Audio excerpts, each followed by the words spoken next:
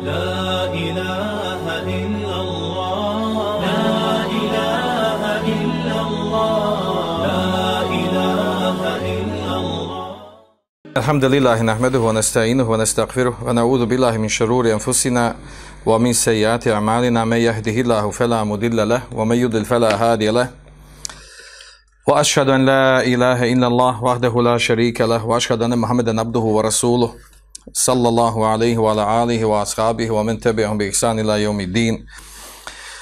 أعوذ بالله من الشيطان الرجيم. يا أيها الذين آمنوا اتقوا الله حق تقاته ولا تموتن إلا وأنتم مسلمون. يا أيها الذين آمنوا اتقوا الله وقولوا قولا سديدا يصلح لكم أعمالكم ويغفر لكم ذنوبكم ومن يطع الله ورسوله فقد فاز فوزا عظيما. أما بعد فإن خير الحديث كتاب الله وخير الهدي هدي محمد صلى الله عليه وسلم وشر الأمور محدثاتها وكل محدثة بدعة.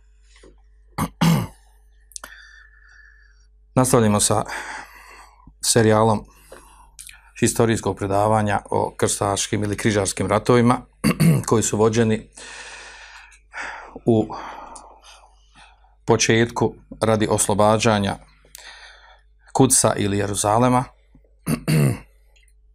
i kako bi se oslobodio kabur Ise alejhiselam, da bi se poslije, znači govorimo o temi koja se toliko često spominje i spominjana, znači najaktuelnija, najbitnija stvar koja se desila u srednjem vijeku su križarski ratovi koji su trajali 200 godina. O toj temi se danas priča, piše u knjigama, ima raznorazne asocijacije, konotacije i ko ne poznaje taj dio smatra se u neku ruku kao nepismen, neobrazovan u nekoj općoj historiji. Govorimo znači o ratovima o kojim čak i historičari imaju određeno razilaženje, križarski ratovi ili krstaški ratovi, kad su oni vođeni, protiv koga su vođeni, ko je sve učestvovao u tome. Pa jedni od historičara smatraju da su krstaški ratovi svi ratovi u kojima su suprotstavljene strane bili kršćani i muslimani. U što ulazi znači i oslobađanje, odnosno osvajanje, zauzimanje Sicilije, vraćanje Sicilije u njihove ruke i Endelusa, Španije, te takozvane španske rekonkviste. Druga skupina historičara smatra da stvari krstaški ratovi samo ono što se desilo kada je Papa poslao vojsku iz Europe da oslobode Jerusalim, odnosno Kuds i druga kraljevstva koja su, ili grofovije, kako ih zovu, baronije, kako su i uspostavili tamo. Treća skupina smatra da u stvari krstaški ratovi su svi oni ratovi u kojima kršćani vode rat protiv muslimana da vrate ono što su muslimani njima uzeli. Znači sve što su muslimani sa dolaskom islama uzeli i nakon toga kršćani vraćali ta osvojena mjesta, ulazi u krstaške ratove. Tako da obrajaju znači sve ono što je palo u muslimanske ruke, prije toga bilo pod vlašću kršćana. Svejedno, znači Bizantijskog carstva ili istočnog ili zapadnog Rimskog carstva koji je prihvatio kršćanstvo naravno.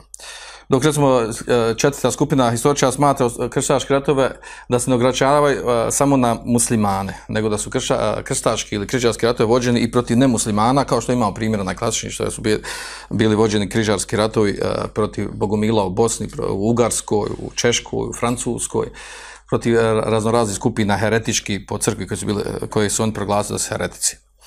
U svakom slučaju, znači, mi govorimo ovdje o onom ratu, tako smo nagovijestili da govorimo o križarskim ratovima, gdje je većina historičara na tom stavu da u stvari one su počeli 1095. godine po Miladiju, koji je pokrenuo Papa Urban II, odazivajući se na poziv Alekseja ili Aleksisa, bizantijskog cara iz Istanbula, današnjeg Carigrada, odazivajući na njegov poziv i druge povode koje smo spomenuli, koje su najbitniji, oni 4. Iako je prije Pape Urbana II, ideja o krstaškim ratovima krenula od Pape Grgura VII, gdje je on imao ideje, zapisivao i slao, čak 5 puta je slao pisma u evropskim vladarima da pokrenu borbu protiv muslimana na istoku. Ti krstaški ratovi, znači oni traju od 1095. do 1291. kada pada zadnji grad Akra, kada se zvanično tretira u stvari da su prestali krstaški ratovi, iako neki istoričari smatruju da stvari krstaški ratovi nisu prestali sa time, nego da su preseljeni na druga mjesta. Čak ima istoričari koji kažu da krstaški ratovi su prekinuti ostavljeni 1798. godine, kada je nestao ovaj red hospitalaca, redovi njihovi koji ćemo spomenuti poslije inšala. Ovo sam navodim kao jedan uvod da se podsjetimo o čemu govorimo, jer prođe više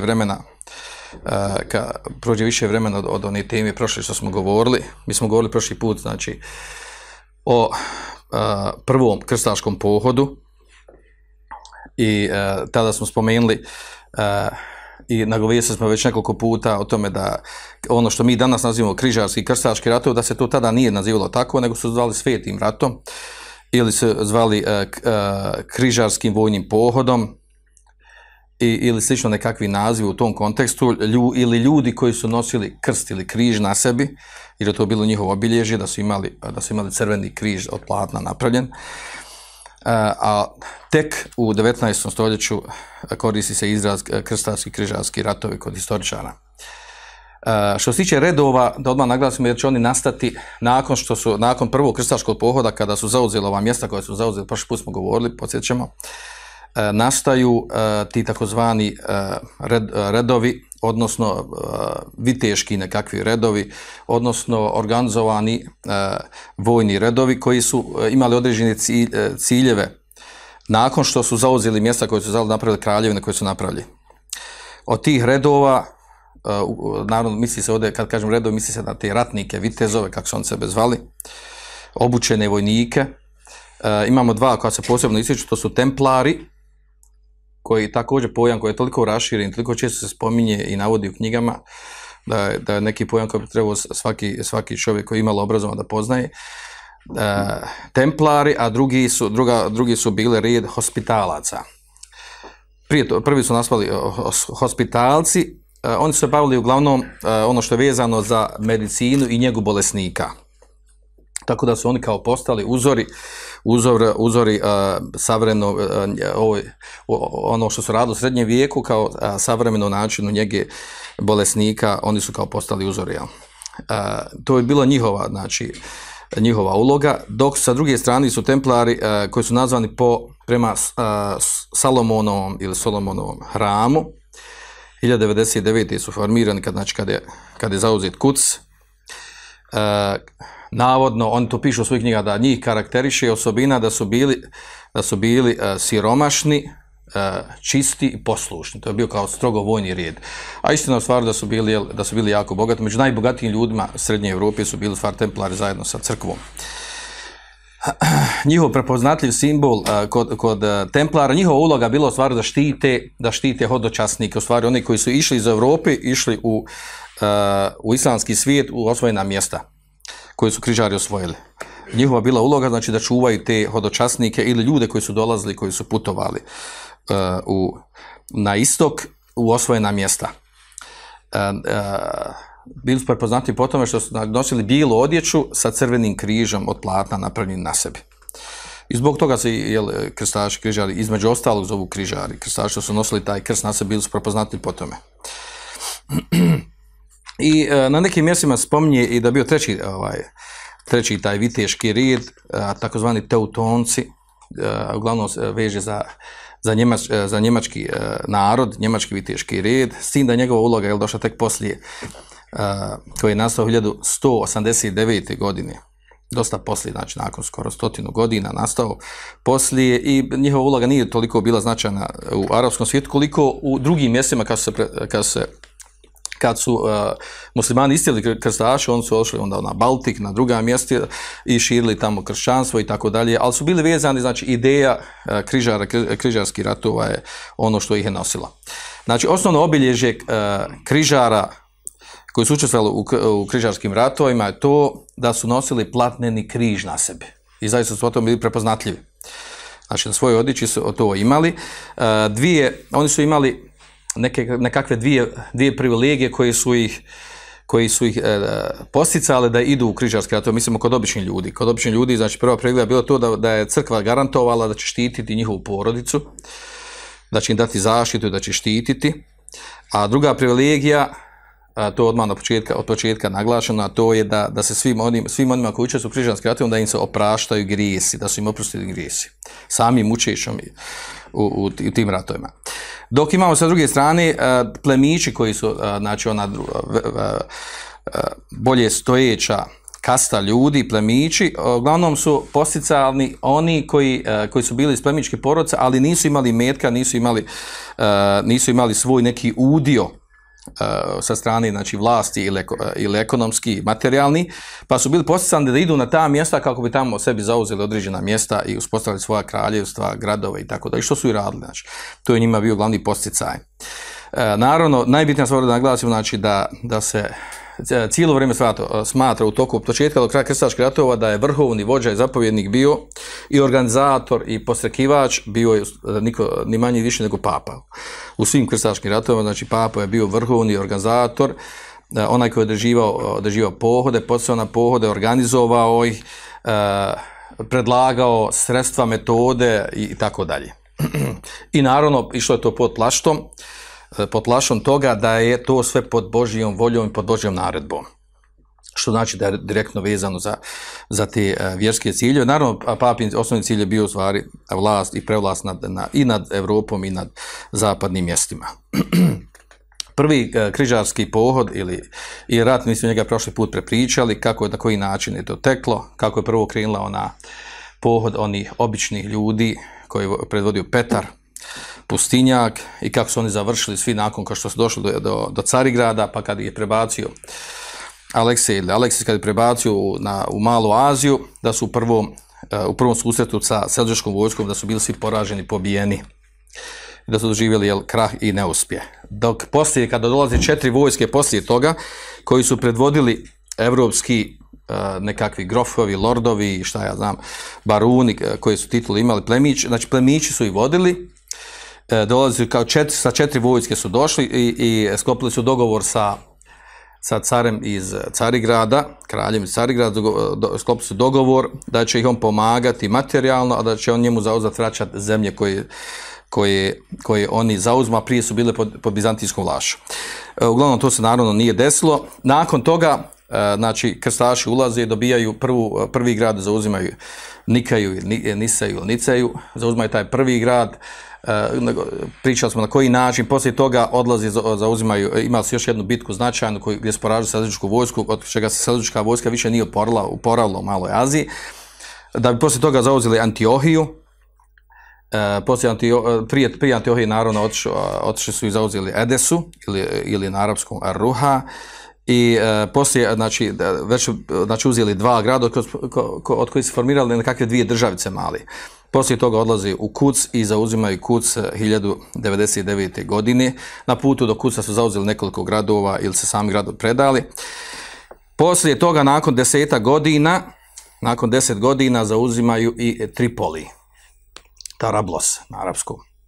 Tako da su imali, znači, ta 4 grada, odnosno 4 državice, i ja sam ovdje to pokušao da naslikam ovdje, znači imate Antiohiju kao jedna oblast, Tripoli, ima Kuc koji je bio najveća, nazvali su nju da je kraljevina, dok su ostala mjesta kao grofovije bile.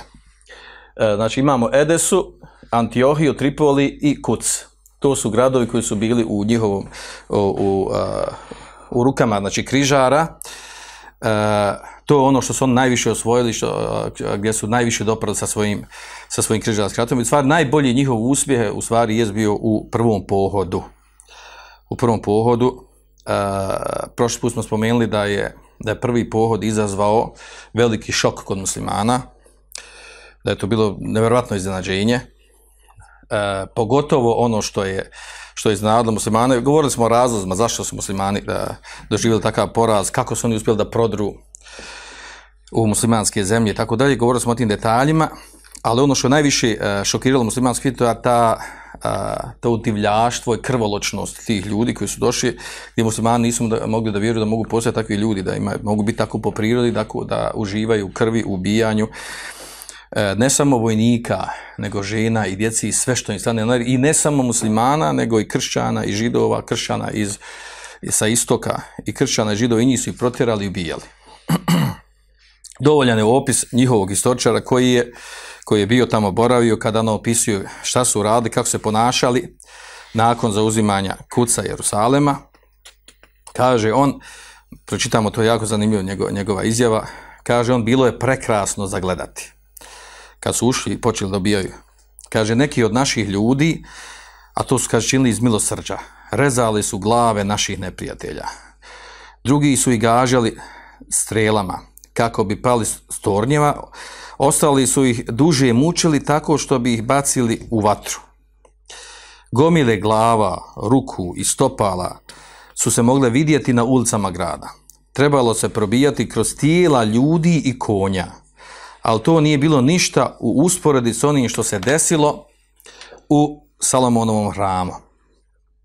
Ljudi su hodali u krvi koja im je bila do koljena. Zaista to je bio pravedan i graciozan prizor pravde Božije.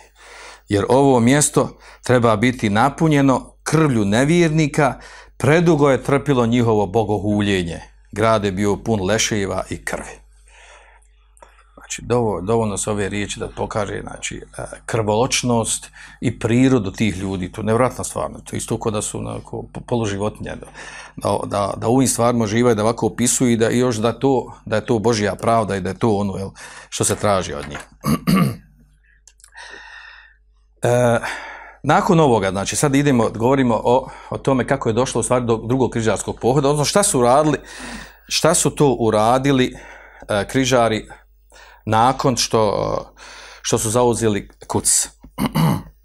Naravno, već sam prošli put spomenuo, znači da je kod muslimana se desilo jedna vrsta izdajništva, okretanja leđa, bavljenja, svaki grad je imao svog namjesnika, svako se zabavio sobom i čuvao svoje interese, jedni drugima nisu pomagali, osim rijetkim slučajima i to nije bilo koristi. Nema sumnje da je takvo stanje kod muslimana zahtijevalo nekakav reformu, preporod, nešto da se desi, osvještavanje, da se probude iz sna. I naravno da je i ovo trebalo probuditi, znači takav pokolj, tako da uleti nekakva vojska u srce muslimanskog svijeta, to je nevratna stvar. A naravno, suprotno strani kod križara, kod kršćana, ova stvar je proizvala što su radili, znači proizvela je veliko zadovoljstvo. Znači, oni su ostvarili cilj, oni su krenuli da uzmu Kuc, Jerusalim i zauzeli ga. I smatrali su da je to u stvari, oni su se opisivali tako, da im nebo pomaže, da je nebo iznad i nebo im pomaže, misli na Boga. Da je Bog sa njima, da im Bog pomaže. Jer to tako nešto da ostvari, znači to je, oni nisu očekivali, jesu imali namjer, ali nisu baš tako očekivali. Malo ljudi koji je uspjelo da pobjegne iz Kuca, iz Jerusalima, rekli smo tamo da spominje da je pobijeno u nekim izvorima 70.000 ljudi, u drugim izvorima 100.000 ljudi. Naravno, nije to jedino mjesto gdje je toliko ljudi pobijeno. Prije toga je pobijeno u gradu Ma'arratu Nu'man, isto također 100.000 ljudi koji su se predali, koji su pobijeni. Skupina koja je uspjela da pobjegne uputila se prema Damasku.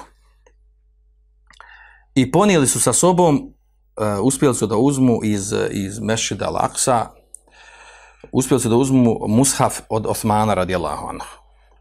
Tako tvrdi da je to bio mushaf od Osmana radijallahu anhu. I htjeli su da ga zašli, da ponesu, grupa ponijela sa sobom i otišli su u Damask.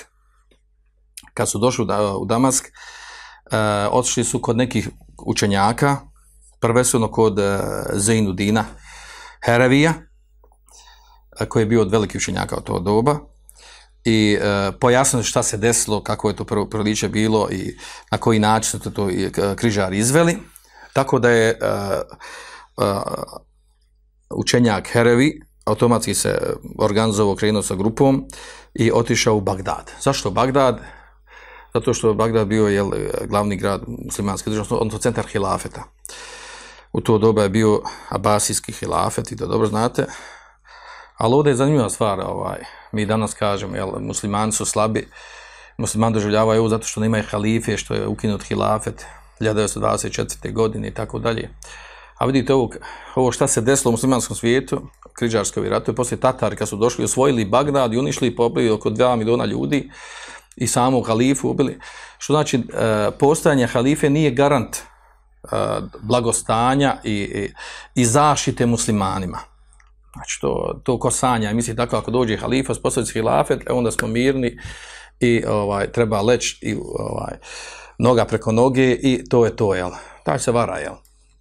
To nije tačno, znači ovo su klasični primjer, znači toga da je bio hilafet, a šta se desilo muslimanima i to nije, ovo što se njima dešavalo u mnogim drugim mjestima se tako nešto nije dešavalo mimo halife i bez halife. I otišao je učenjak Zainuddin Herevi u Bagdad i htio da se sretne sa halifom i spriječili ga, kažu ne možeš. Ko su ti da ti odeš da se sretniš s halifom? Znači nisu bilo lako stres, kao što danas ne možete otići sresti sa ljudima koji su na nekim funkcijama. Ne samo sa koje je predsjednik država, ne možeš sa ovim običnim ministrima. I onda je on bio pribjegao, tako spominjao koliko je to tačno, Allah zna najbolje, pribjegao je neku metodu kako bi došao da razgovara sa halifom, pa je osmislio nekakav način, to je baš bio Ramazan, kad je on otišao tamo, bio mjesec Ramazana i otišao je, u pol dana je sjeo u mešćid za vrijeme namaza, donio sebi hrane, otvorio hranu i počeo da jede hranu. U pol Ramazana. Ljudi kad su to vidjeli, reakcija muslimana, hej, halo, Ramazan, svetost Ramazana, gdje ćeš jesti, još u mešćid došao, jel, da se makar sakrio, jel. Dobro, jede, šta će, zvorni stražu. Bio je u glavnoj džamiji, najvećoj džamiji, u kojoj ima vojska zaštita od halife.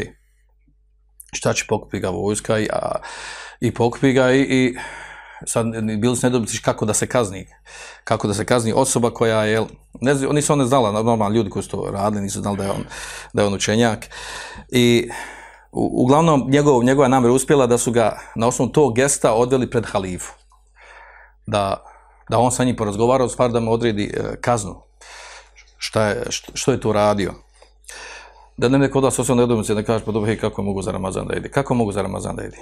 Pa musafir, putnik jeste. Ono što je sporno, šta je sporno, znači na javnom mjestu da jedi. To je sporno, a njegov cilj bio baš to, jel? Da zove takvu reakciju, drugačije nije mogao da dođe halife. Uglavnom, odveli su ga halifi i kad je otišao kod halife, a tada je bio halifa Mustazhir. Kad je otišao kod njeg, rekao mu je, on je poznate riječi, to prenosi u mnogim knjigama, kaže, entum testemtiune vojhvanukum yuqtalun, kaže, vi ovdje uživate. A muslimani tad, znači, bili su baš u blagostanju. Uživali su po pitanju dunjalka. To je opće poznata stvar. Kaže, vi ovdje uživate, vojhvanukum yuqtalun fi Šam, a kaže, vaša braća u Šamu. U Šamu mislimo u Palestini, dijelu Sirije današnji. Kaže, oni se ubijaju, njih ubijaju. Kaže, i to kaže rukama križara, kršćana. I još smo spomenuli druge stvari u smislu toga šta se dešava po pitanju pobijeni, koliko je pobijeno, koliko je žena odvedeno u roblje, djece i tako dalje. I ono pogotovo opis kuca, šta se desilo kuca, jer ono lično čuo od onih koji su uspjeli pobjeći iz kuca, šta se desilo. I sad šta je bilo, ovaj učenjak očekivao da će halifa pokrenuti nešto, da će uraditi nešto da se promijeni stanje. Međutim, pravo stanje je bilo tako da halifa tadašnji, on je imao položaj halife, imao titulu.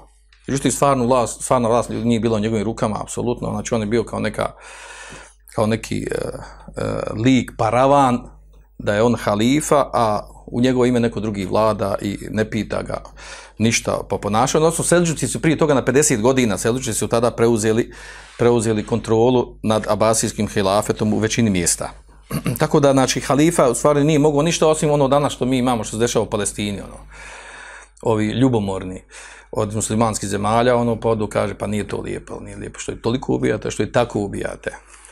Možete malo im listovije i tako, znači ništa nije mogao osim da je utješi, da kaže koju lijepu riječ, da se ražalosti, da mu bude krivo i tako dalje.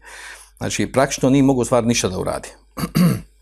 Jer stvarna vlast i moć je bila u stvari kod Seldžuka, odnosno Turaka, koji, malo sam rekao, znači, koji su na 50 godina prije toga, znači, oni su preuzeli stvarnu vlast u abasijskom hilafetu. A mi znamo da su i Seldžuci izgubili su dio Malo Azije kad su križari došli i protjerali. Znači, izgubili su ta mjesta. Tako da i u tim mjestima gdje su prošli križari i oni su tu bili, znači, nisu bili dovoljno organizovani, snažni i omalovažili su, znači, bilo tu jedna vid omalovažavanja križarske vojske, jer ona prva kad je došla grupa, to je bili oni obični ljudi, seljaci koji nisu bili vojno sposobni i organizovani, naučeni, pa su oni pobili sve redom, pa konta i ovi ostali su, to je to, jel? Međutim, kad je došla prava vojska, plaćenička, organizovana, onda je to već bilo drugačije, a onda je već bilo kasno, jel? Već bilo kasno da se zaustavi. Znači, opet da podužem, znači, halifa u stvari praktično i faktički nije mogao ništa da uradi, osim suosjećanje da izrazi. Poput današnjih, znači, dešavanja u muslimanskom svijetu, kad ne samo u Palestini, bilo koje države kad se desi određeno krvoproliće i masakr i tome slično, maltretiranje, pretjerivanje, genocid i tome slično, bez obzira što toliko muslimana, muslimanske države, zbog razjedinjenosti i zbog drugih stvari koje su slične ovom što ovdje opisujemo u vrijeme križarskih ratova, muslimani imaju snage, moći niti ko plaho šta pita. Ulazi u njihove zemlje kako hoće i radi im šta hoće. Sa druge strane, šta su radili križari krstaši? Oni su nastojali na tim osvojenim mjestima u te četiri državice. Jedna se zvala Kraljevina, ove ostale tri nisu. Znači u Jerusalemu ili Kucu, u Tripoliju, u Antiohiji i Edesi. U ta 4 mjesta oni su osnovali nekakve države i povezali su ih. Nastojali da budu povezani i da napravi nekakvu granicu. Oni su napravili u startu odmah jednu veliku grešku, ciljanu grešku, ali to je da su protjerali sve muslimane i kršćane i židove iz tih mjesta koje su oni osvojili. I onda su upali jedan problem, a to je da nisu imali dovoljno stanovništva. U tim mjestima koje su zauzeli nisu imali dovoljno stanovništva, ne mogu popuniti. Čak u Kucu, znači Kucu kad su istražili svoje stanje, jednu ulicu nisu mogli naseliti. A ono su ostalo pobili i protjerali. I onda je, znači, došlo problem to da im imaju potrebe za stanovništvo. Sa koji stanovništvo da uzmu, koga da vedu, uglavnom njihov je plan bio, tako se dogovorili, da pokrenu su kampanju dovođenja ljudi iz Europe. I, znači, to je bilo osmišljeno, dogovoreno, pa su onda masovno ljudi išli iz Europe, iz raznih država, išli su na istok da naseljavaju ova mjesta. Znači, cilj nije bio radi hodočaša svetih mjesta ili svetog mjesta, nego je cilj bio da se nastane, kao što se danas nastanjuju u Palestini, cilj je bio da se nastane i da tu rade i žive. I ne samo to, nego su križari izgradili neka nova mjesta, nova varoši, sela, gradove male i tako dalje, koje su vidjeli da njima odgovaraju. Da im odgovaraju zbog mjesta, sredine i okolnosti i tako dalje. Poput grada Bira, Bejtu Džibrin, Remla i tako dalje, to su mjesta koje su oni osnovali. Dolazili su iz Južne Francuske, iz Njemačke, iz Italije, ljudi, znači obični ljudi su dolazili. A već smo govorili o tome, znači njihovi ljudi koji su dolazili, koji su poticani da dolaze mimo plemića, dolazili su oni su bili tamo u svojim državama, su bili obično roblje, kmetovi, a nakon što su došli ovamo postali su vlasnici imanja i zemlje. Znači jedna drastična, velika, ogromna promjena za njih. Tako da su naselili ova mjesta, dolazili sve ova 4 grada i ovo njihovo kraljevstvo i ove 4 državice koje su imali. Znači ogroman broj stanovništva se dolazio iz Europe i naselio ova mjesta. Cilj im je da nasele, i to su nastojali, znači mimo gradova, da nasele okolna mjesta koje su zauzeli, gdje god je plodna zemlja i ima vode, izvora i rijeka, ta mjesta su sebi uzeli. Poput rijeke El Asi, odnosno Oront, kako je, ili Dižle, Tigris, ili rijeke Eufrat, odnosno Furat. Oko ti rijeka, sve te rijeke su tu gdje su oni bili, oni su tu naselili ta mjesta i uzeli, znači cilj je bio da žive tu jednostavno. Da zauzmu, da bude njihovo mjesto gdje će živjeti. Nakon 10 godina, znači u prvih 10 godina, zauzeli su čitavu obalu, znači u državi Palestine današnjoj, znači čitavu obalu, znači prema Sredozemnom moru, sva tu ta mjesta zauzeli. Ili skoro većinu, sve je bilo u njihovim rukama. Šta je bilo cilj sa oduzimanjem tih mjesta? Bio cilj za oduzimanjem tih mjesta to da budu, znači, blizu morske obale, to što su onda mogli biti u dodiru sa pomoći koja im je dolazila iz južne Italije ili iz Francuske, koja je dolazila putem mora sa brodovima. I to je bila namjera. Znači, bila im je namjera u stvari da dobijaju pomoć, odnosno da kao navodno mogu i da dolaze odatle ljudi koji dolaze na hodočašće, u stvari dolaze radi trgovine i radi života na tim mjestima. To je bila, znači, taktika, planirana taktika. Što je zanimljivo, znači, nikako se nisu uvlačili u dublje teritorije muslimanskih zemalja. Znači, svjesno namjerno nisu ulazili u dublje teritorije, znači, da krenu tamo u dubinu današnjem Jordanu ili u Siriju, da uđu dublje, ili jedino što su Edesu, odnosno Ruhu, tu su ušli, i to zna se zbog čega su ušli, zato što je bio tam namjesnik, tada bio, znači, Armenac, kršćani, pa je tim razlogom su otišli tamo i na prevaru su uzeli to mjesto.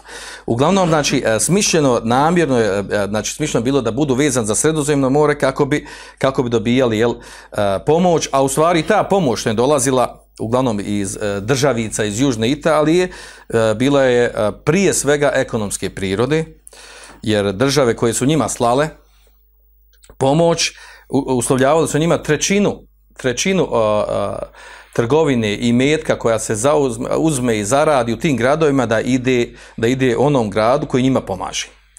Tako da je, znači, čak je bio dogovor jasan tu, i kažu jesmo mi kršćani, ali prvo nam je interes ekonomski, pa se dogovori na ekonomski, znači onda nas veže kršćanstvo i zbog kršćanstva to radimo. Znači, prvenstveno radi trgovine i radi imetka. U tome su najviše učestvovali oni Mlečani, tako smo i mi učili ovdje da se zovu Mlečani, oni su najviše učestvovali u tim pomaganjima i kontaktu sa križarima koji su vodili križarske ratove. A onda šta se dešava? Dešava se da kralj Antiohije, Tankrid, jer pazite, već govorimo ovdje, prolazi određeno vrijeme, oni koji su prvi došli, već neki od njih umiru pa i naslijedi neko drugi, jer već živjeli su tu skoro 200 godina. Znači, kralj, namjesnik Antiohije, Tankrid, on je krenuo sa vojskom, imao namjeru da zauzme Haleb. Naravno, apetiti njihovi su bili veliki, i gradovi koji su bili bliži njima, vidimo ovdje, znači, gdje je Antiohija, najbliži grad je bio Haleb. Kad bi zauzeli Haleb, znači, automatski, znači, uzima jedan vrlo, a Haleb je imao jedan utvrđen grad, jako utvrđen grad, jako teško ga bilo osvojiti. I kontrast, kad njega uzmu, znači, automatski, i još je ostao samo Damask, da uzmu Haleb i Damask, i onda su uzeli, znači, onaj najbitniji dio muslimanskih zemalja koji je vezan Sredozemnim mora, koji je povezan, jedan geografski povezan sa drugim. Da su to uspjeli, znači, jako bi bilo teško, istjerati. I prvo što je krenuo, znači, krenuo prema Halebu da uzme, jer tu bila najbliži grad prema Antiohiji. A onda u Halebu imamo namjesnika po imenu muslimanskog namjesnika, po imenu Ridvan. Zamislite njegovo ponašanje. Naravno, ovdje trebate razumjeti prirodu tih mjesta, gradova. Svaki grad je kao za sebe bio država. Nisu bili povezani, ti muslimanski gradovi. Bili su odvojeni jedni od drugih, i svako ima svoju vojsku. Gradovi su bili prije, znate, tipo tvrđava, utvrđeni, zatvoreni. Šta je on radio? Nije mu baš išlo u prilog, nije htio da ratuje protiv križara, i da bi njih udovoljio, i čak istoričar, muslimanski istoričar nazivaju da je bio pokvarena osoba, da je bio habith. Šta je on radio? Naredio svojoj vojsci, onim koji su ga štitili, da uzmu veliki križ i da ga odnesu na najveću džamiju u Halebu i da stavi na džamiju križ. Krst. Što mu je bio cilj? Da udovolji križari koji su došli i opkolili grad. Kao, nije problem, dogovorit ćemo se. I to uradi. Međutim, kad je to uradio, onda je to izazvalo kao obični ljudi. Time je htio naravno da izrazi ljubav i prijateljstvo prema njima. Da on nema neprijateljske namjere prema njima, da se može sa njima dogovoriti i tako dalje. A onda je naravno proizvelo veliku reakciju kod ljudi obični, kod muslimanskih masa, i onda su obavijestili učene ljude. Od uleme, od fakiha, od kadija, i ljudi su naravno podigli. Izašli na ulicu, gledati šta je ovo, zamislite tu situaciju, znači to je nenormalno. I to u muslimanskom svijetu. To znači nešto, to pamet ne može skontati. I onda se dignu ljudi, a onda ih povede jedan od učenjaka, Ebul Fadl ibn Hašab, povede kao neki vid, kod nas, ove demonstracije što su imali. Pa nije bila ni to namjera. Digli se ljudi i ovaj šejh rekao, idite, skinite to bolan. Nema šta. I neki je čuvali su, naravno, bila je straža, tu koja je čuvala mešina. Su došli ljudi, pobacali, uzeli, skinuli taj križ. I naravno, ljuti, razljučeni, šta će? Znači, veliku reakciju, sad, normalno, među masama sad je to bilo, pita šta da se radi. Ako je takav i namjesnik i tako se ponaša, nevjerojatna stvar. A onda ovaj učenjak, Ebu Fadl ibn Hašab, on skonta da je najbolje u stvari šta da uradi, da ode, on je sad već drugi koji ide od šejhova do Leme, da ode u Bagdad, halif, pa imamo halif, hajmo halif, ode i on u Bagdad, uputi se Bagdad. I sa sobom poveo neku grupu ljudi i kad je otišao tam i uspio da dođe do halife, pred halifu, kad je došao do njega, prije nego što je došao do halifu, prvo je održao nekakav govor ljudima koji je sreo u džami, gdje su ljudi okupili, pa je govorio o ljudi, znači kad su klanjali namaz, digao se i rekao ljudi, ja ejuhen nas ma faidetu salatikum, kakva je fajda u vašim namazu? Tačva namaz. Kaže, vosalibijun i udenni sunu mešćid Aksa. A kršćani, kaže, došli i oskrnavljuju, kaže, mešćid Aksa. Ejne gajretu, kaže, gdje je vaša ljubomara vjerska? Gdje ste vi? Ovamo ubijaju, ovamo kolju, ovamo. Kaže, ejne emirul mu'min voj hvanukom. Kaže, gdje je emir mu'min, znači, gdje je halifa? Gdje su naša braća? Voj hvanukom juktelu. Na vaša braća se ubijaju tamo. Oni sa atvalu yusbaune. A kaže, uzmaju se roblje, žene i djeca. Gdje ste vi? Šta čekate? I još govorio o stanju tamo i naravno podigao je Hamas kod ljudi. Reakciju. Jer glavno ljudi mnogi nisu ni znali. Pa se nije tu prije bilo internet, ako danas ukcaš i odmah znaš. Znači nisu znali ljudi, mnogi vijesti dolaze onako, jel? Kako hoće da nese i tako. Znači mnoge stvari se nisu toliko znale. Uglavnom, on je sa tim svojim govorom i razgovorom sa ostalim učenjacima, sa šejhovima, sa hatibima i tako dalje, razgovarali su, nećete vjerovati manje više, o džihadu. Nema rješenja osim da se džihad povede, da se pozove na džihad. Ali u muslimanskom mjestu, muslimanskoj državi mora neko pozvat, mora neko organizovan džihad. I govorili su o tome i naravno onda su počeli su ljudi u samom Bagdadu, učeni ljudi i učenjaci i na hutbama i na predavanju da se govori o tom problemu. Došli križari, došli krštaši, uradili što su radili i podsticali ljude da se vrate vjeri, da se prihvate lijeka za tu stvar, a lijek se zna, pokretanje džihada. A onda, pošto malo prije govorili, da halifa u stvari nije imao pravu vlast i moć, šta on nešto mora udovoljiti? On zamoli ili pozove namjesnika, pravog, stvarnog vladara, koji je bio u Iranu nastanjen, tada ne u Mosulu, nego u Iranu, pozove njega da dođe, da razgovaraju o toj temi, koji je bio u stvari vođa, odnosno emir Selđučke dinastije, njega zovno da sa njim razgovara o toj temi, osnovno rekao mu, daj, tražite rješenje, jer ljudi se bune i ovdje, a i vjerojatno će kod vas i tako dalje. Uglavnom, njemu obeća, namjesnik Selđučki obeća da će se uraditi nešto po tom pitanju. I zaista se uradilo.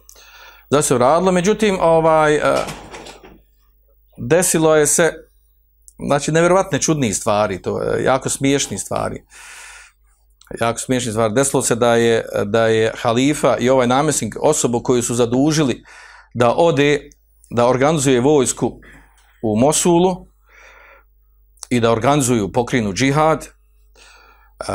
Ta osoba koja je otišla, ona je otišla i okružila, imala vojsku sa sobom, okružila Mosul, i zauzela Mosul i tu su utvrdila i nije dalje ništa ne radio, nije išao dalje. Opet neke, znači, unutrašnje borbe, ratovi, državice i želja nekakav egoizam, taj vladarski u malim državicama i na tome je zadovoljno, na tome je stalo. Dok nije dok nisu ljudi, sad detalje ne ulazim, znači to su priče, kako se to dešavalo. Uglavnom, u svemu tome pojavljuje se, isplivao na površinu jedan od namjesnika seldžučki, koji u stvari ponovo vraća Mosul u svoje ruke, od tog izdajnika koji u stvari treba pokrenuti vojsku i džihad. Izdvaja se tu osoba po imenu Mevdud i on preuzima Mosul i od njega kreće u stvari priča. To je osoba za koju se veže pokretanje pravog istinskog džihada, odnosno preporoda i borbe protiv križara. Znači osoba koju zaista treba zapamtiti i spominjati našoj djeci i nazivati našu djecu po tim imenima. Znači to je osoba koja je obilježila početak otpora i borbe protiv križara. Mevdud. Vjerojatno znate što znači na arapskom Mevdud. Od riječi vud, ljubav. Mevdud, voljeni, onaj koji je voljen. On je onaj koji je organizovao vojsku, pokrenuo i naredio da se pripremi, organizuje, pokrenu džihad protiv križara. Riječ džihad, pa se počne spominje riječ džihad. Prije toga je bilo ono otpor, ova državca, ovaj grad, onaj grad. A sad je džihad. Znači, kada se pozove džihad, znači ima drugu težinu od nekakvog otpora ili borbe za ovu državcu, za onog vladara u tih malih gradova i državica kako su bile. Znači, prva osoba koja pokreće na džihad i pokreće vojska, pazite, Mosul baš i nije bio toliko blizu. On uopće nije bio blizu tamo ovih mjesta. I može se reći, moglo se tu reći, jel, ima ovi bliži gradu, ima Damask, ima Haleb, se oni bori tamo, bliži. Ko je bliži, nek on to radi, jel, što moram ja odavde. Jel. Međutim, ovdje je riječ, znači, zaista jednom posebnom vladaru, koji, kako opisuju učenjaci, a učenjaci kad opišu nekog vladara da je bio dobar, da je bio bogobojazan, da je uspostavio vladavinu po šerijetu, vratio stvari na svoje mjesto sa strane šerijata islama, a tako opisuju ovog namjesnika, Mevduda. I ne samo to, da je on, ima te osobine, poenta je da on prvi, u ovakvim situacijama, da neko bude prvi da nešto pokrene, nije to mala stvar. Oni koji će doći poslije njega, iako su odigrali veliku ulogu i veliki značaj, spomenut ćemo to inšala, opet znači padaju u sjenu ono koji prvi se organizovao i bi imao tu cilj, imao taj cilj, tu namjeru, imao je cilj i namjeru da se organizuje muslimanska država, da se povedu ratovi i poveo ratove i izvojevao nekoliko pobjeda protiv križara. I to je bilo, znači, tad se već počelo, znači, uzdrmani su temelji križarskih država u islamskom svijetu.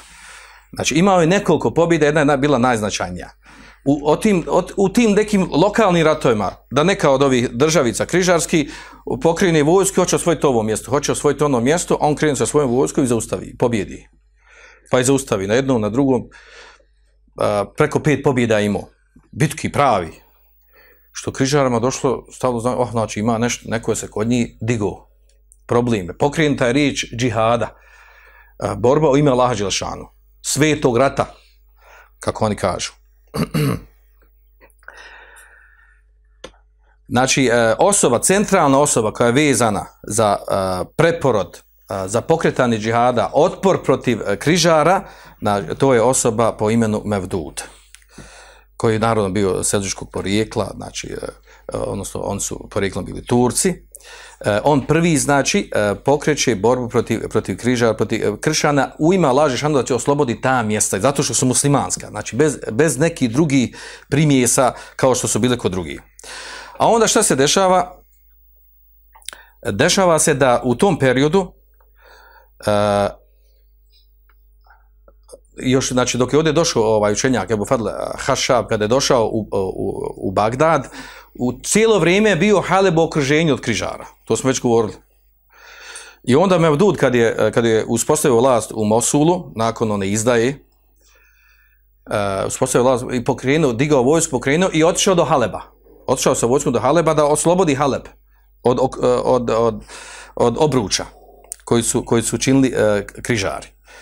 I kada je došao Mevdud, kad su vidjeli križari ili koja vojska dolazi i da im dolazi pomoć, znači vidio se da oni imaju šta tu tražiti, bilo je neki mali okršaj, uglavnom napustili su i pobjegli su.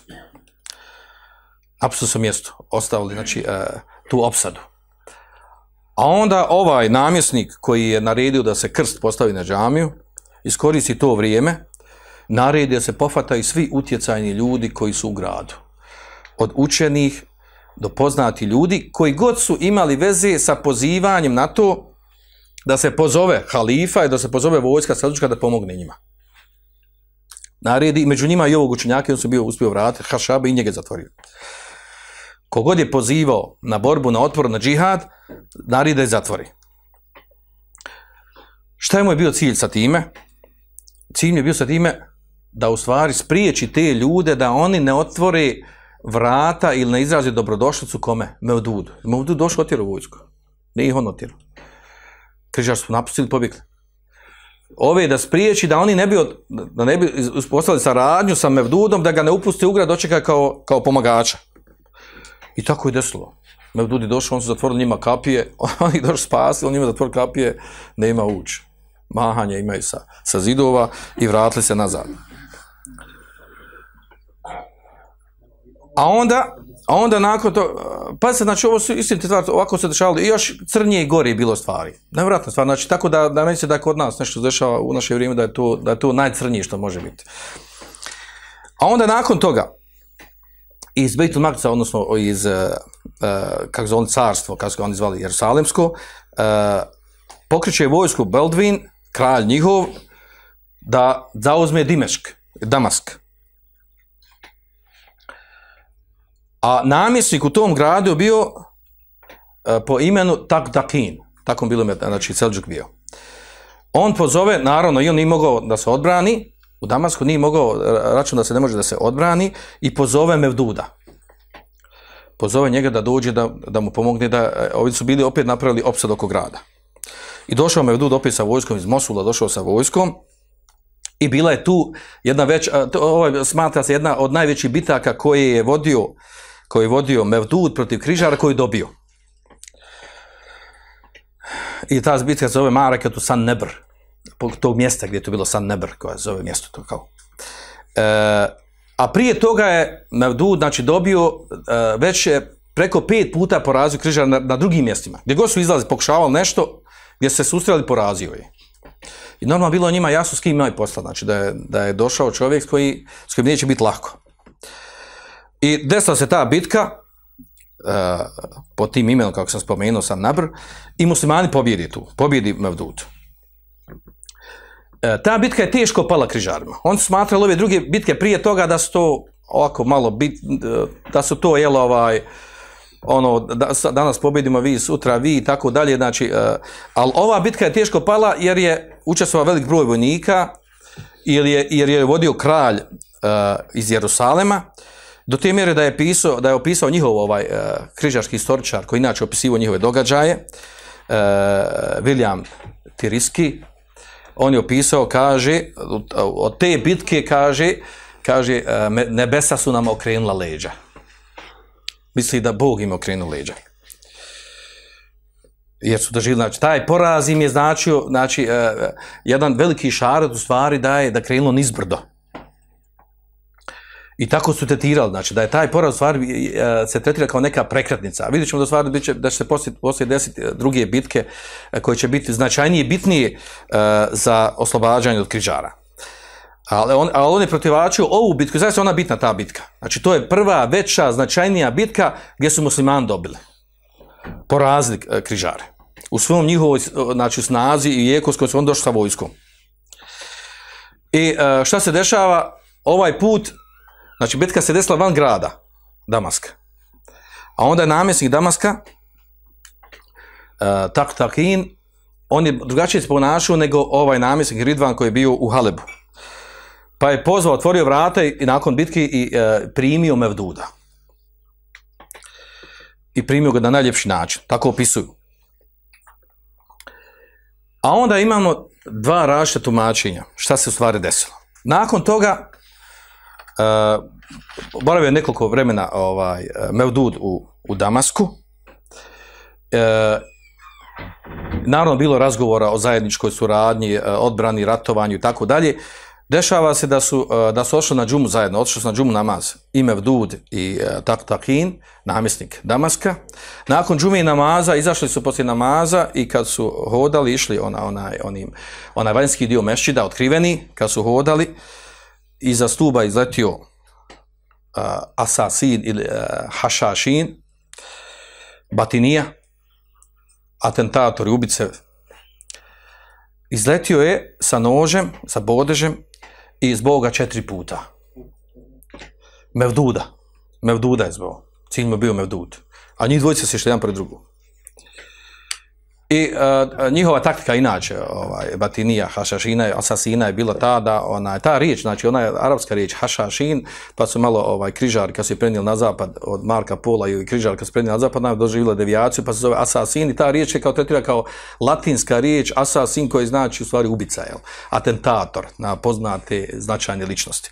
I tako se izraz dan koristi tam na zapadu, u stvari ta riječ arapska i vraća se na ovu batinijsku skupinu, ismailijsku, koji su bili stvari profesionalci ubice. Spomenut ćemo njih poslije, oni su odigrali veliku negativnu ulogu u ovim svim događajima ovdje. Znači, ima ovdje zanimljive stvari da se dešlo u tim krstaškim ratovima. Počeo od Templara koji se provlače do dan danas i masona, počeo za ove Asasine koje se ta riječ, ta skupina, ta ideja toliko poznata danas na zapadu da se oni spirišu s tim ubicama i atentatorima i u knjigama i u štivima i svugdje se spominju. Šta se dešava kad je on njega zbog 4 puta, on postio taj dan.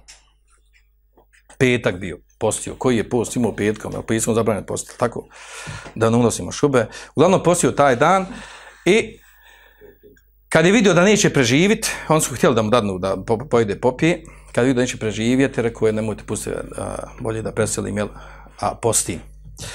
I preselio je. A onda se tu razvila priča, a to je desilo se 1111. Znači, pada kuc 1095. A ovo se desilo 1111. Znači, 1099. pada kuc, a ovo 1113. Znači, nakon koliko godina se ovo desilo? 14 godina. Znači, već se tada, znači, 14 godina nakon pada kuca se desila u stvari ta velika pobjeda koja će označila prekretnicu u ovim događajima od strane Mevduda. Pojavila se sad tu priča. Ima li veze Taftahin, namjesnik Damaska, sa ubistvom Mevduda? Sumnjivo je to, kaže. Jedna verzija priča, i pogotovo zapadnjaci, kaže on je bio svakako ljubomoran, sumnju u njega, veli došao je, pomogao im, ja u stvari hoće da uzme moj grad, Damask, pa veli da ga se riješim to sa njim, najbolje šta iznajmite ove tamo, iz Orlovskog gnijezda, iz Al-Mauta, Asasine, oni su bili te ubice koji se naručuju kad treba koga da smakne, i kao naručio on njega, došao, što je baš njega ubio, što nije ubojicu ubio, što nije ubio Taftaqina, namjesnika Damaska, što baš Mevduda. Naravno, ja sam stvar što Mevduda, znači zato što je on zadao najveći udarac krstašima, a ne muslimanima. I uglavnom razvala se, počinja ta priča do stvari da je iza toga stoji namjesnik Taftaqin. Dok imamo učenjake neke, islamske učenjake, pogotovo Ibn Dževzi, Abufel Ibn Dževzi, koji tu stvar. Kaže, to nije tačno, to je nemoguće. Jer je Taftaqin toliko volio Mevduda, toliko ga poštovao i volio i njega, i njegovo djelovanje, i pomagao, i surađivao sa njeg, i iskazivao, nakon što se to desilo, iskazao tim gestovima koji se kaže, ne mogu karakterizirati da je to munafikluk, da je to laganje, vid žalosti i ono što ukazuje da mu je zaista bilo teško i žao što se tako desilo. Uglavnom, znači, imamo drugu skupinu, znači, unutar čak muslimanskih autora, pisaca, istoričara koji kaže da to nije tačno, da se to nije moglo desiti. Jer ono što se, relacija koja je između njih dvojice bila, kaže, ukazuje na to da je nemoguće da je mogu od sebi tako da dozvoli, da uradi takvu izdaju. Uglavnom, da završimo ovdje priču po pitanju Mevduda, znači ličnost koja sa Mevdudom i sa njegovim pokretanjem džihada, pokreta otpora, dolazimo da učenjaci su spominju i navode u knjigama, znači velike krupne zaključci izvučeni toga, rezultati toga. Šta je? Prvo to da su muslimani skontali stvar da mogu i pobijediti. Znači mogu muslimani i dobiti bitke. Pogotovo ova velika bitnija. Prije toga također Mevdud je nekoliko bitaka porazio, ali ovo je bila jako bitna. Da u stvari, da se mogu križari poraziti, nisu on toliko jaki, nemoguće njih poraziti. To je jedna stvar. Druga stvar ukazala to da muslimani moraju unutar sebe, unutar svojih mjesta, država, da srede neke stvari. da napravi nekakav preporod, da uredi stvar unutrašnji. Ne može svaka država živjeti za sebe, ratovati za sebe, surađivati sa križarima, tako su radili. Jedna surađuje sa križarima na ustrojb drugog muslimanskog grada i tako dalje. Znači, te stvari se moraju promijeniti. Bez toga nemoguće je napraviti neku... Znači, to sve zaključno iz ovog što se desilo sa Mevdudom. A onda se, naravno, zaključno i to kaže da u stvari nisu pravi neprijatelji muslimani, tu bili samo križari. Tu su pravi neprijatelji u stvari bili, imali smo i ove... Ta se raširila, znači, u to doba se raširili i batinije. I to i uzeli su velikog maha da se raširili u muslimanskim krajima. Znači, ismailijska sekta, batinijska. Iz Egipta, gdje su uspostavili svoj hilafat fatimijski, proširili su i u Šamu. I u Iranu. U stvari, ismailijska sekta od Hasana Sabaha, Hašašini, ona je, znači, njen centar je bio u stvari na sjeveru Irana, blizu Kazvina. Znači, tu je bio centar. A onda su ovamo imali su, karakteristika tih asasina je bilo u tome da su oni su imali samo određene utvrde, zamke koje su imali na vrhovima planina velikih, gdje ne može doći i lako vojska. I tu su živjeli. A odrađivali su, oni nisu nikad frontalno ratovali. I odrađivali su svoj posao kad doći, a posao im bio samo to da ubijaju, znači, utjecajne ljude. Od namjesnika, od halifa, od učenjaka, od bilo koga koji im smeta. Nikad nisu ratovali frontalno vojničkom borbom. A bili su toliko su zadali strah i trepet u tim krajima, ne samo muslimanima, nego čak i križarima. Čak i Fatimidima u Egiptu, jer sa njima su također se razišli i ratovali protiv njih.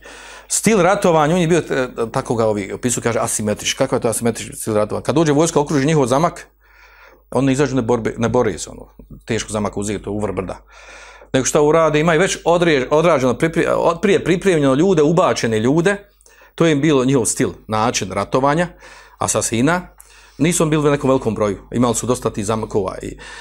Imaju već čovjeka koji je ubačen iz tog mjesta, iz tog države, iz te vojske gdje dolazi, neki čovjek već ubačen njihov u redove, i to ne obične redove, nego ubačen do namjesnika negdje. Uz glavom bude. I samo na signal kad treba, ubije namjesnika. Ubije namjesnika, većeg ili manjeg. Ubije učenjaka, i to stil ubijanja bio kako danas kažu, sa potisom mafije. Zna se, bodež i da se izbode nožem, i onaj ubica što ubije, on se sam prepusti da njega postoji ubije sa zadovoljstvom, miran, hladan.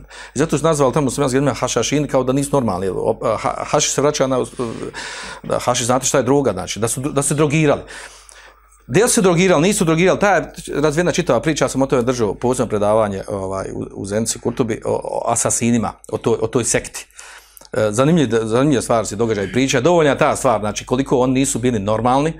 Dovoljno je to da je Hasan Sabah koji je formirao tu sektu ismailitsku, da je on, kad hoće da demonstrira silu pred nekim ko dođe sa njima dogovara, a obično su sve druge države, raznorazne, muslimanski, sa njima imali interes koji? Da nas riješi ove druge strane, odradi ovog, odradi ono. Znači, ta je linija dogovora bila. I normalno da bi to odradi, mora izdati sve informacije. I kad su dolazili njemu, sa njim dogovarali, njegova demonstracija bila sile da dovede. To pominje Ibn Dževzi, Bufer Ibn Dževzi kaže, njegova demonstracija je bila da dovede svoje te vojnike, vojsku, asasine, i stane sa njima kad na vrh brda, svakako su oni bili na brdima, u zamkovima, i dovede njih, kaže, nekoliko, i kaže, da vidiš moju vojsku, kakva je vojska, hoće, kaže, jednom, hajde skoči dol, kaže, skoči dol po ponor u stijenu, i on, čim rekne skoči, on odmah skače, i normalno razbije se dol, ubije, mrtav. Kaže, još jedno, hajde ti kad skoči. I sljedeći opet skače. Nekoliko njih svi skoči dole. Normalno, to ovi kad dođu, kad vidi, znači, malo je pisati, to nisu normalni. Znači, zamisli koja je to poslušnost. Ako čovjek kaže svojom vojniku, skoči sa stijene, on skoči i ubije se, razvali se dole. Znači, to... A pozadna toga u stvari da oni vjeruju u imamet, imam je veza, znači njihova akida se zasniva skraćeno, njihova akida se zasniva da postoji između Boga i njih obični ljudi kojima je Allah dao iskrete svjetlosti, postoji imam. Imam je taj koji ima kontakt sa Bogom, sa Allahom, i on ima u stvari tumači vjeru i on može doći vjeri šta hoće. Može da poništi šerijat, da derogira šerijat koji je došao sa islamom. A naravno on se poziva da su od islama, od muslimana, odnosno da su od Fatimida, od sljedbenika od Alije. Imam je ta centralna ličnost, moraš vjerovati u imama, a imam je taj koji može sve propise okrenuti na opačke i okrenuli su na opačke. Šehadet Hasana Sabaha je bio šehadet, onaj šerijet što kod nas la ilaha illallah Muhammed Rasulullah, kod njih je bio Šta je kod njih bio šehadet? Prepoznatljiva stvar među njima je bilo, šta? Ništa nije istina, sve je dozvoljeno. To je njihov bio šehadet. Znači, prva čast, ništa nije istina, sve je dozvoljeno. Možda zamisliti koja to akida onda. To, znači, i Iblis bi im pozavidio. Znači, ništa nije istina, sve je dozvoljeno. I to je njihov šehadet. Tako su zvali, to je šehadet. To je njihova la ilaha illallah. Na njihov način batinijski. Batinijski znači skriveno, znači oni imaju skriveno tumačenje islama. Naravno, nema sumnja oko toga da su učenjaci njih protekvirili, da su oni kafiri, od toga nema sumnja, ne govorimo. Znači, kako se neko može zamotati u odore vjere i raditi ove stvari koje radi. Uglavnom, znači, Mevdud je ubijen na njihovim rukama. Ali da su samo oni ubili njega, nego su oni ubili znači, to je serijal ubistava bio u to doba nad muslimanskim, sunitskim namjesnicima, učenjacima i tako dalje. Ja imam zabilježeno, pokušao sam sabrati koliko to ima. Čak jedan učenjaka napisao sakupio sva imena ljudi koji su pobijeni i napravio neki rezime toga šta je ta zajednička oko tih ljudi koji su bili pobijeni. Da završimo ovo sa Mevdudom. Znači, koji se zaključak mogu izvući toga? Znači, zaključak, prije smo ga već spominjali nekoliko puta, to je da iako je postojao halifa nije mogao pomoći muslimanima. Znači, danas se desilo u određenim periodima islama, muslimanskih država, da halifa nema stvarnu vlast, da on stvari bude pod kontrolom nekog drugog i da ne može pomoći muslimanima, tako da sam hilafet koji puno znači u islamu muslimanima, znači može biti u stanju da muslimani imaju koristi od toga. A onda bitna stvar su ovdje izvala to da u muslimanskom svijetu je potrebna osoba koja razumije, poznaje šerijat, koja praktikuje vjeru i koja je, znači, ratnik i koja će pokrenuti džihad. I to se dešava, znači, od Mevduda nastupa serijal tih mudžahida, namjesnika, boraca koji će pokrenuti džihad i uraditi ono što mi uglavnom znamo o krstaškim ratovima, to je Salahudin Ejubi, jel tako? To je nama obilježje krstaških ratova Salahudin Ejubi, on je došao, oslobodio Kurs i tako dalje. Međutim, Salahudin Ejubija su rodili, preneseno značenju, Mevdud, Imaduddin Zenki i Nuruddin Zenki. Oni su oni koji su omogućili da dođe Salahudin Ejubi i ima na tanjiru ono što je uradio. Znači, ovaj trud koji su radili trojica prije njega, znači uradili su ovi ljudi koji ćemo mi spomenuti o njihovim dijelima koji su uradili. Znači, nakon Mevduda dolazi Imaduddin Zenki koji je u stvari, i tako se zove ta Zenkijska država, se zove, koju on uspostavio, ta koja se borila protiv krstaša, ali on ne dolazi odmah nakon njega. Znači, prošlo je nekoliko godina, skoro 10 godina kada je on došao na vlast, a on je bio u stvari njegov vojnik, komandir u nekoj grupi vojnika. I cijelo vrijeme, znači, bio pod kontrolom, pod odgojem Mevduda. Znači, Imaduddin Zenki odgajao ga Mevdud i odgojio ga na ljubav prema džihadu i na praktikovanju vjere i na disciplini, na ozbiljnost i tako dalje, i doći na priča o tome o Imaduddin Zenki i ono što je uradio. I razlog onog, mi govorimo o prvom krstaškom ratu, kada dolazi Imaduddin Zenki, on kada je došao, on, znači, čini jednu krupnu stvar, a to je da je oslobodio Edesu, grada ovog kraljevstva koje je najbliže Mosulu, oslobodio. Oslobađanje Edese uzrokuje da papa pokrene drugi križarski rat, krstaški rat, da pokrene i onda kreće ponovo i to jača, bolja vojska kreće i to vode dva kralja. Oni vode vojsku i tada nastupa sljedeći krstaški rat, a o tome ćemo govoriti detalje krstaškog rata sljedeći put. Ja samo hoću da završim ovdje sa ovom što sam temom počeo oko vezan za asasina. Malo prije sam rekao, znači, ta sekta ismailijska, samo ću nabrojati koga su oni sve pobili i ubili. Na način atentata, njihova specijalizacija je bila, znači, da ubijaju poznate velike ličnosti, utjecajne, ciljano, smišljeno, i to je njihov stil ratovanja bio. I bili su strah i trepet u ono vrijeme, koliko su bili skoro 200 godina, su bili strah i trepet u istočnom svijetu, tamo kod muslimana. Do te mjere, znači, toliko su bili strah i trepet da se i na zapadu, kad se deši neko slično ubistvo, kažu to je od asasina. To je najvjerojatnije od njih, jer prenešena je znači, danas tretiraju, da nije bilo, znači, grupe, da nije bilo bratstva ili ovoga reda ili bratstva koje je bio više ekstremičniji i više terorizma uradio i više strašniji i više opasan kao što je bila ova grupa asasina. Ostali su, znači, veliki trag čak na zapad. Do te mjere da kad su pohvatani asasini, kad su ukinuti, nekoliko od njih bilo zarobljeno, su odvedeni u Italiju, pa su oni tamo formirali neku grupicu malu. U tu grupicu autori pišu da su u tu grupicu uleteli ni manje više nego Leonardo da Vinci i Nicola Machiavelli, poznat Nicola Machiavelli koji je otac političkih nauka, koji je napisao knjigu Vladalac i on je bio kao u toj grupi. Leonardo da Vinci poznat kao pisac, kao autor, kao umjetnik. I oni su uletili, to njima bilo zanimljivo, to njima simpatična bila, simpatična grupa i ideja. Uglavnom, koga su oni pobili? Nabrojat samo imena ovdje. Prva skupina koga su bili, to su ministri. Ministri u Seljukskoj državi. Pošto su ministri u stvari imali pravu vlast. I kad ubiju nekog od njih, znači već obezglavi, znači ono ko vodi. Pa od tih ministara koji su ubili se jednog od najvećeg ministara u Seljukskoj državi, koji je najpoznatiji, a to je Nizamul Mulk. On je poznat po tome što je osnovao one škole Nizamije, koja sa prošireno veliko znanje, jedino naravno, govorit ćemo o tome što je sa ovim školama Nizamul Mulka proširena i ešarijska. Od tada se širi ešarijska akida u islamskom umetu, na istoku. A rekli smo da u Endelusu sa kim je proširena? Sa Muhammedom Tumertom. U Endelusu proširena ešarijska akida. Prije toga nije bila ešarijska akida ni maturidijska, maturidijska dolazi tek poslije, sa Turcima. Znači, ovaj Nizamul Mulk, on kao vezir, kao najveći uzir, najveći reformator i najveći hajro radio u Seljučku državu, on je bio ubijen od strane asasina. I to znači da klasičan specifičan način, znači oni to, znači da uvijek su običaj. I to znači da klasičan specifičan način, znači oni to, znači da uvijek su običaj, pa stil njihov je bio, da se uvuče osoba njihova. Ili uđe u red derviša, sufija, kad su bili oni raspostanjeni, ili bude neki sluga, ili bude neki bavi se nekim zanatom i uđe među obične ljude i radi godinu, 2-3 mjeseca. Ljudi ga prihvati, poznaju ga, čak poznaju. A to stvara asasin. I on kad zatreba, dobije signal, treba odraditi posao, već određeno koga treba, kako treba da odradi, odjedanput taj neki sluga, taj neki bliski, kojega ne možeš računati nikako, on odradi posao. Odradi posao i ubije tu osobu koga treba ubiti, objašnjeno namjesnika ministara. Do te mjere znači, se ovo dešava da su napravili kakve priče. Napravili su te priče kako stvari na koji način su oni toliko su bili strah i trepet.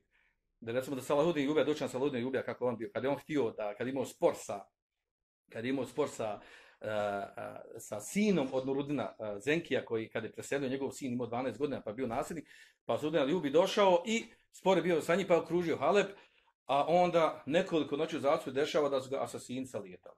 I to do te mjere da on imao znači veliku stražu, ogromnu stražu, jer ga jednom malo falilo da ga ne ubiju, pa on ima ogromnu stražu kod sebe. I da on ujutro se probudi, pored sebe nađe nož zabijen, a na nožu bila ceduljica napisano, samo da znaš da smo te mogli ubiti. I idi odavde. I tako, znači on kad vidi zludi, povdalio, prvo zna, toliko ima stražu kod njega, njegovi najpovjerljiviji ljudi. A onda je ustane, što znači da se te asasini uvuku se među najpovjerljivije ljudi. U tome je problem. Tako da nikom nisu mogli vjerovati. Za one što su te najbliski i najpovjerljiviji, u stvari može biti jedan od njih. To je bila problem. Znači to je bio problem kod vladara i namjesnika. A da ne kažemo ovi drugi, koji nisu mogli obezbijeti sebi nekakvu stražu. Znači od koga su ubili? Ubili su Nizamul Mulka, ubili su Ebu Tahira, Sumeirija. Pa onda su ubili, ovo sve od vezira, znači od vezira, odnosno od ministara u Seljučkoj državi. Senđera također i Fahrul Malika, to su ta četiri velika vezira koje su oni ubili. Njihov ruka, znači kad ih zasmeta, pogotovo znači ako se bori protiv njih ili dobiju narudžbu od nekog drugog da treba njega smakiti. A onda od namjesnika, ovo su bili znači ministri, od namjesnika i od emira ubili su Dženahu Devle, koji je bio u stvar namjesnik u Himsu. Onda su ubili naravno, od namjesnika ubili Mevduda, spominjemo ovo, zato u ovom kontekstu ga je spomenuo. Također ubili su Aksan Kara koji je bio namjesnik u Mosulu. Od halifa koga su ubili su halifu Musteršida. Ubili su njegovog sida koji njega naslijedio kao halifa Rašida. Znači dvojicu halifa su ubili. Ovam spomenuti su znači tri poznata velika namjesnika u Seljučkoj državi su ubili. A drugi naravno su neki. Onda od učenjaka, od Ulemije koga su ubili. Ubili su Ebul Kasima, Ibn Imama Haramejna, ubili su Belhija učenjaka, ubili su Ebu Muhasina Rojvana, poznat što ima svoju zbirku hadisa, ubili su Kadija Ebul Ala, ubili su Hatbija, znači nabrajano dugo čitavo ime, ubili su Ebu Sada Herevija, Ebu Sad Herevi koji je prvi otišao kod halife i tražio pomoć, i njega su ubili. A onda je došao učenjak Mohamed Hamid Nasir koji je sakupio imena ubijenih Oni kažu otprilike neki 50, znači utjecajni veliki ljudi su oni ubili. Znači, pa ovo nije jednostavna stvar. Nije jednostavna stvar, znači, o ljude na ovim položajima, na ovim mjestima i u različitim državama koji su zaštićeni da se dođe do njih da se ubiju. Fahrudin Razi, kad je jednom prilikom pisao protiv njih, upozorio na njih, njihovu akidu, došlo me samo od njih išaret da prestane pričati o njima. Sljedeće neko vrijeme nije pričao, pa ga njegov učenik pita šta više nam ne spominješ ove batinije hašaši. Kaže, njihova snaga i moć toliko jasna, kaže, da nema potrebe više priča o njima. Znači, očekivo, bilo mi jasno da će, znači, ako nastavi bilo koji reč da priča, da će biti ubijen. I to se dešavalo, ako dovoljno ova imena što smo vidjeli učenjaka koji su onda ubili. Učenjaka koji su pozivali na džihad ili su učestvovali, znači, u borbi protiv križara i tako dalje. Zanimljiva ovdje stvar, da su križari, krstaši naručivali ubistva i namjesnika i uleme. Tako da ovaj učenjak koji je sakupio njihove imena, on je kao napravio neki rezime toga šta je zajedničko za sve ove atentate koji su vršili asasini. Zajedničko to znači da su oni vršili, da su obnašali neke bitne funkcije sa strane učenjaka kao znanje ili sa strane onog koji je bio ministar ili namjesnik, što je znači bitne funkcije u državi koji su pokretali, znači, ideju džihada i borbe protiv križara. Onda dalje kaže, zajednička crta to bilo da svima se može naći od ovih zajednička stvara, to je, kaže, da su oni bili u službi borbe protiv križara. I da je to križarima odgovaralo da budu svi ubijeni. Kod Sunija, ovdje govorimo kod Sunija. I zajednička stvar to kaže da većina ovih što su ubijeni od Sunija, kaže da se dešavalo ubistva nakon ili džume namaza, ili nekog javnog mjesta gdje će budu na javnom mjestu gdje puno ljudi, neki sastanak i nakon to sastanak da se da gubi. Znači smišljeno, ciljano, znači ne ono da ga ganja tam nekim tminama ovako, nego da mu stavi do znanja da ga može ubiti kada hoće. I ubijali se, kaže, ili nakon džume namaza ili nekih velikih sastanaka, ili nakon što su bili na nekom sastanku gdje su izdavali fetve, sakupila se grupa učenjaka, ili na sličnim mjestima, ili kaže nakon obavljenog posta i tako dalje. Znači u takvim situacijama zajednička stvar da se tako ubijali. Uglavnom ovo da govorimo radi fajde. Molim Allah da vam poveća znanje fikhu vjeri i da nas osvijesti što više i da uzmo ibret iz ovog svega.